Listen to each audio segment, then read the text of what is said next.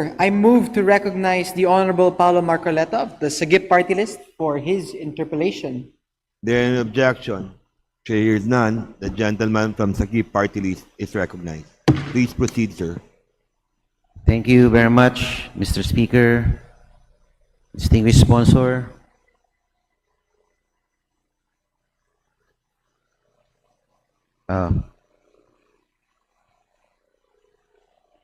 Gladly, Mr. Speaker, with deep privilege to be interpellated by my friend and the better Marcoleta, if I may say so. It is with great honor to stand along with the dashing and debonair Deputy Speaker, my idol since the 14th Congress. Does that mean you're terminating your interpellation? No, although most of my questions were already asked by the Honorable Nasal. So I have a reduced set of questions, distinguished sponsor, Mr. Chair. Mr. Speaker, distinguished sponsor, while going over the draft bill, I would say that the bill is essentially an ayuda bill to address or to mitigate the impact of the existing fuel crisis. So it's primarily an ayuda-based legislation. Mr. Sponsor, Mr. Speaker. With due respect, I cannot conform to that position because, in fact, the ayuda portion of the bill is not even 20% of the bill. But if I may just explain, with the indulgence of my colleague, is that what we're really trying to establish here is a framework to be provided to the executive in times of energy emergencies in the future. So hindi lang po para sa taon na ito, kundi sa mga hinaharap pa. That's why nilalagay po natin, hindi nga tayo naglagay po, existing frameworks lang tayo ng assistance. Yun ang una. Kasi ang the first thing that needs to be done is obviously to stop the bleeding. What we want to do is in any crisis, particularly oil, we know for a fact that the oil crisis, there is only one basic sector that is really hit, and that is transportation. So, but if we are unable to address transportation immediately, that disease spreads to other parts of the economy, going to food because of logistics. And when food inflation increases, or that is the biggest component of economic inflation.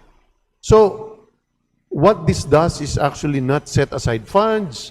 What it does is actually make the first aid or the emergency room activity more structured, less politicized,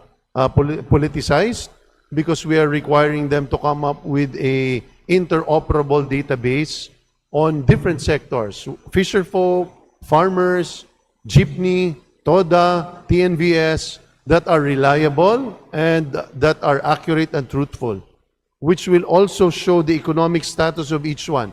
So each time there is an energy crisis that takes place again, government's reaction is very automatic. But the other aspects, Mr. Chair, I'd like to point out, really refers to granting the administrator or the executive the power to use its savings to be able to address emergency measures, but at the same time to give them also power to suspend taxes. We placed here the power to suspend taxes not only on excise, but also on value-added tax, so that the executive will have more leeway to see how to dampen the effect on our ordinary individuals or ordinary folks. So yun po, hindi lang po siya ayuda. Thank you very much for that reply, distinguished sponsor. What I mean by raising that question is that by giving ayuda, hindi ko naman po sinasabi ng ayuda hindi importante. Ngunit ito po ay temporary relief lang para sa ating mga nasasakupan. Ang gusto ko po sanang sagot ng ating distinguished sponsor ay kung paano natin malulutas ang supply disruption ng ating langis dahil ito po ang pinagmumulan ng problema natin. Nung nagkaroon po ng digmaan sa gitnang silangan, essentially yung supply natin, yung supply chain ng langis ay nagkaroon ng problema. So, tinitignan ko po yung bill.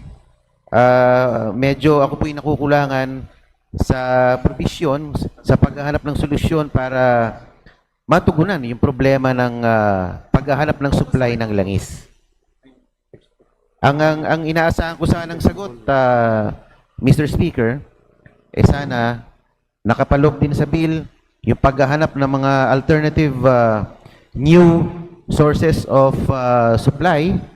Halimbawa, dito sa Southeast Asia, exporter naman ng Malaysia, ang Brunei, bakit di natin explore yung posibilidad na magkaroon ng mga panibagong trade agreements sa mga bansang ito, imbes na tayo ay umaasa lamang sa gitnang silangan para sa ating oil supply. Yun lamang po ang aking katanungan. Tama po kayo. Very valid po ang point ni Ms. Speaker, ni Congressman Marcoleta.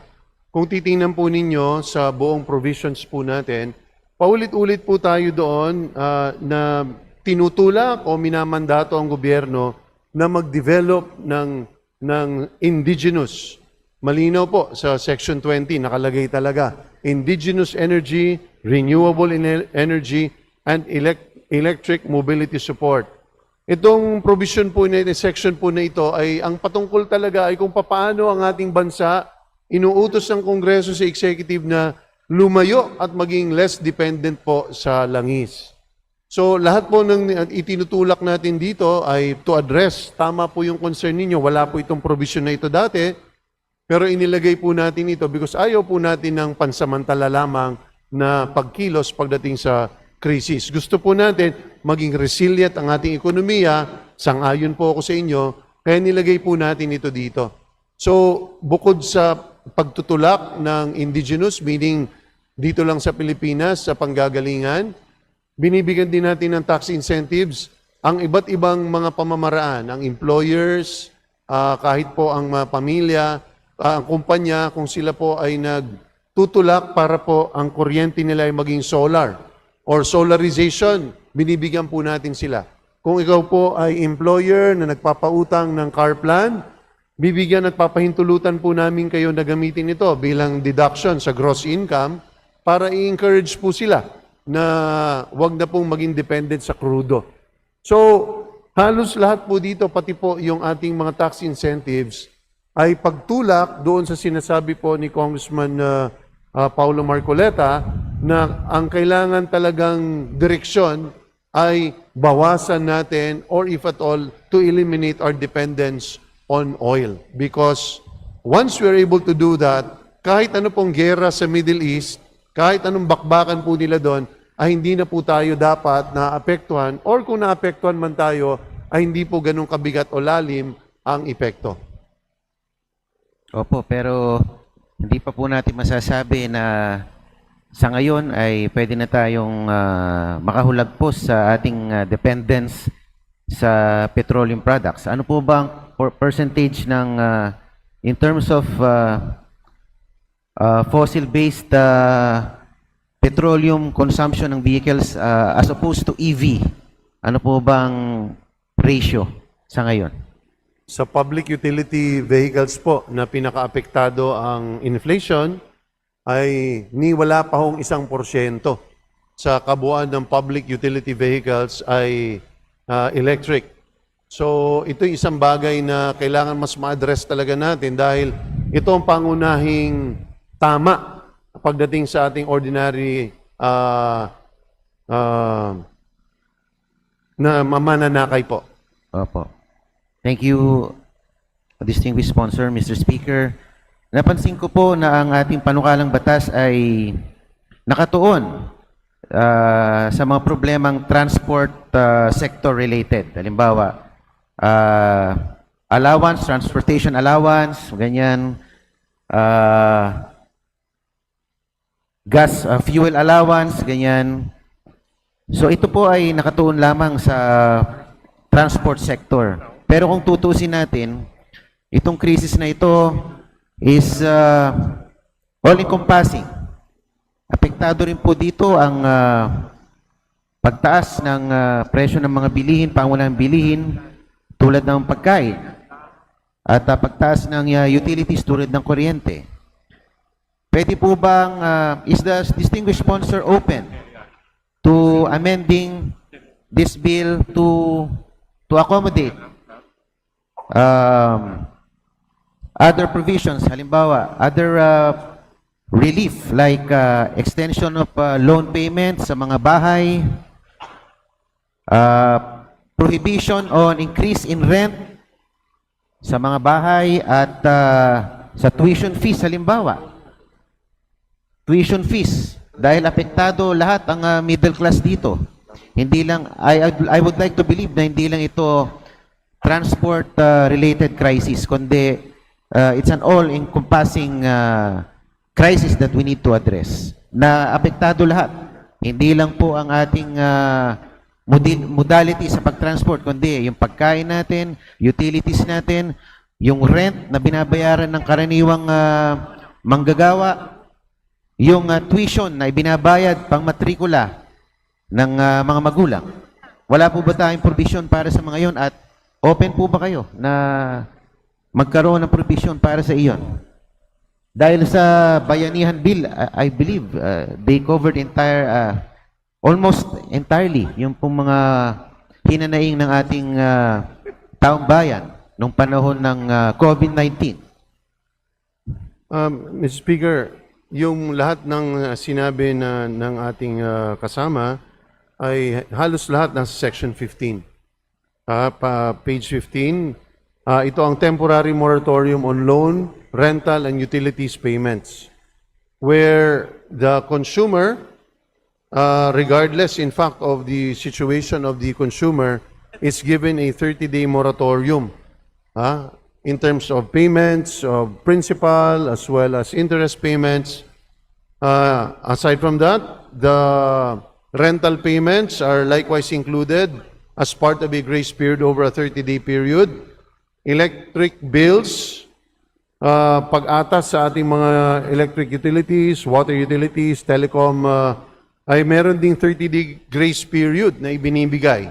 Dahil kinikilala po natin na ang epekto po ng krisis na ito ay hindi lamang po sa transportation, kundi sa iba't iba pang sektor o bahagi ng ating lipunan. Gusto ko rin pong idagdag na maliban sa transportation sector ay malaki po sa ating mga programa ang ating ilalagay po rito ay pagdating po sa pagkain. Ito po ang Section 12 on fuel and fertilizer support na kung saan hindi po natin napagpasyahan po natin na imbis binibigyan natin ng ayuda o pera ang ating mga magsasaka at hindi tayo natitiyak na ito ba'y dinadala sa pagsasaka, ay gagawin talaga nating in the form of vouchers as well as para dating sa fuel discounts para sa kanilang mga traktora, para pagdating po sa logistics at pagdala ng kanilang mga ani para madala sa palengke, including hauling. Meron din po tayo for food producers, hindi lang po ng palay, ng mais, kundi ng aquaculture, isda, pati po livestock, manok, at saka, or poultry, at saka baboy. So, kinakover po natin sila lahat na po dito dahil alam po natin na kailangan po silang mabigyan ng atensyon tulad po ng sinasabi ng ating distinguished colleague. Thank you, distinguished sponsor, Mr. Speaker. Pero sa binanggit niyo po na ayuda, hindi po nabanggit yung dito, yung educational assistance. Lalong-lalo po ngayon, panahon ng Mayo, ilang linggo na lang, o ngayon, ongoing na po ang enrollment. And the middle class sector is bearing the brunt nitong pagtaas po ng presyo ng produktong petrolyo. Baka wala na po silang nailaan para sa pangmatrikula ng kanilang mga anak. Meron po tayo bang pwedeng ipasok dito sa educational assistance? Kasi kinover natin ang utilities, kinover natin ang pataba, kinover natin ang para sa transport sector, sa mga drivers. Halos lahat po yan, may mga anak na pinag-aaral. Meron po tayong sa Section 11 on Paragraph A na nilalagay talaga natin for low-income and near-poor households. So hindi lang po sa 4Ps, kundi doon po sa mga taong isang hakbang na lang po ay papunta na po below the poverty line. Meron po tayong mga emergency cash transfers na ang in fact pangunahing magiging isa sa mga pangunahing purposes dyan ay for educational. So ito po ang nakikita naming isang dahilan o isang paraan para ma-address po yung sinasabi po nating concern. Thank you, distinguished sponsor. Mr. Speaker, tinitignan ko rin po yung bill. Wala pong specific na amount na naka-indicate sa mga emergency cash transfers, sa mga grants, fuel subsidies, fuel vouchers, fuel cards. It does not specify the inclusions. Ano po ang halaga na ibibigay in terms of fertilizer support, fuel and operating support. Wala pong specific na halaga na nakasaad dito. Mr. Speaker, ang dahilan po dyan ay natuto na po tayo sa bayanihan na ayaw po natin na one time, big time lang po ang ating batas na ipapasa. Ang nais po natin ay mabigyan ng framework ang ating pamahalaan. Kaya't hindi po tayo naglalagay ng mga halaga because several years from today ay hindi na yun ang akma na maaaring halaga. Dalawang bagay ang kailangan i-consider is number one, ano yung actual need or the demand side, ano ba yung halaga na yun? Hindi natin ma-determine today kung ano yung need 2 years from today, kung yung ba'y sapat. Pangalawa, ay kailangan din natin makita kung ano yung available savings na pwede natin makuha para po ma-address yung energy emergency crisis. So, lilinawin ko lang po parati is, ang pinagkaiba nito sa bayanihan ay, ang bayanihan, ang buong ekonomiya ay talaga nakadapa. Walang makalabas ng sariling mga tahanan, kaya't kinailangan po natin ma-address ito. Ang thrust po ng Kalinga Bill is to address a temporary, short-term crisis, which is energy crisis. So, ang ginagawa po natin is binibigyan natin ng framework para mas nakaka-react po ang ating gobyerno ng mabilisan, pero at the same time, naglalagay po tayo ng limits.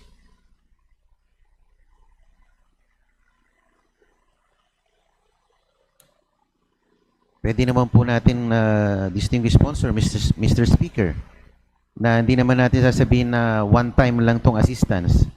Pwede natin sabihin regular emergency cash transfers to qualified low-income and near-poor households in the amount of blank, etc., etc.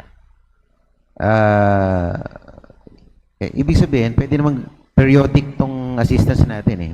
Hindi naman common nilagay natin yung amount. Hindi naman sinasabi na ito ay one-shot deal lang o one-time, big-time lang kumbaga na ayuda sa ating mga constituents.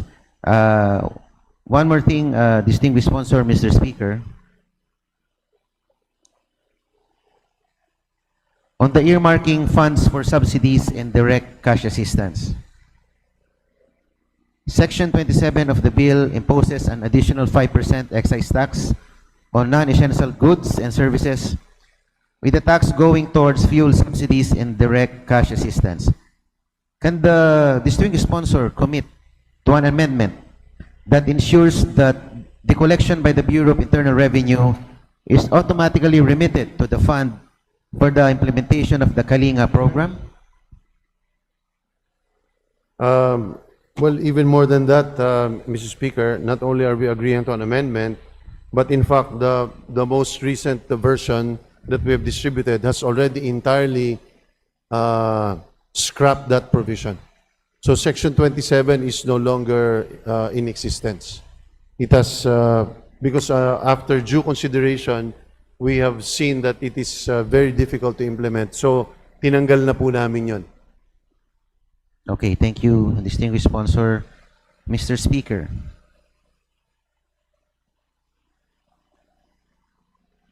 Since the bill is almost entirely about distribution of assistance. Can the distinguished sponsor assure na ito pong implementation o yung pamamahagi po ng ayuda will not be politicized or weaponized to favor political allies? Kasi nakalagay po sa ating provision, the LGUs can be tapped to implement the distribution of the incentives or itong mga stipends. What safeguards are in place that will make sure that the Kalinga program will not be politicized or weaponized to favor only political allies and to marginalize perceived political adversaries? That's a very valid point, Mr. Speaker. In fact, we have placed in Section 8 as a mandate to the executive that it comes up with finally a verified database system that is interoperable, that has common